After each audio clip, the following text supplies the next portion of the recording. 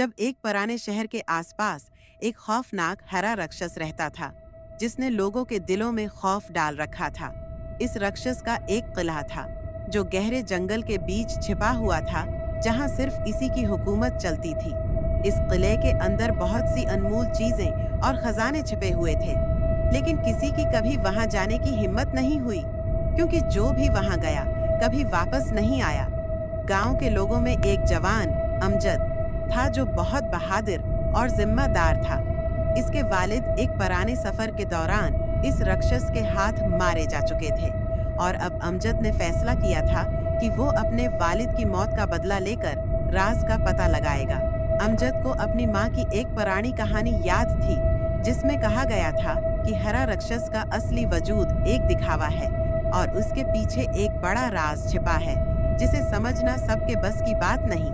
एक दिन अमजद को पता चलता है कि इस राक्षस का किला किसी राजदार नक्शे के जरिए ढूंढा जा सकता है, जो गांव के बुजुर्ग फकीर बाबा के पास है।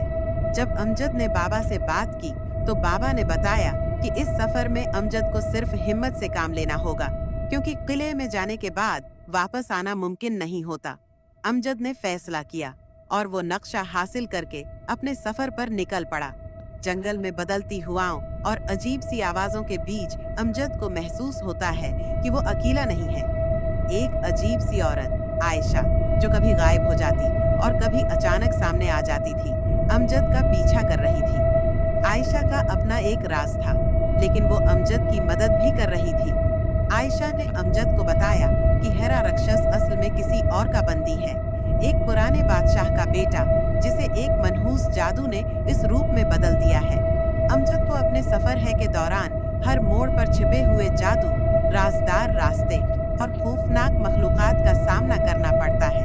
जैसे ही वो किले के करीब पहुंचता है, एक और राज खुलता है।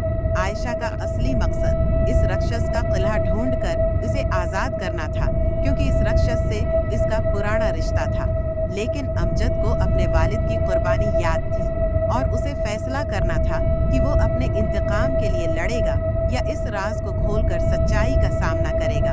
किले के अंदर जब अमजद ने हरे राक्षस का सामना किया तो उसे पता चला कि वो सिर्फ एक बादशाह का बेटा नहीं, बल्कि एक पुरानी रियासत का राजदार था, जिसका किला सिर्फ एक छिपी हुई ताकत से इन लाख हो सकता था।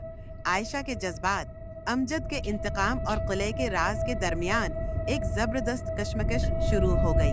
क्या अमजद अपने वालिद का बदला लेगा, या वो हरे राक्षस के पीछे छिपी असल कहानी का सामना करके उसे आजाद करेगा? और क्या आयशा के राज खुलेंगे, या वो भी इस किले के राज के साथ दब कर रह जाएगी? ये कहानी सस्पेंस से भरपूर है, जिसमें हरा राक्षस, किले का राज और अमजद और आयशा के दरमियान का जज्बाती तनाज़िया ड्रामे को और गहरा बनाता है। Please like this video and subscribe my channel for more cartoon videos. Thanks for watching.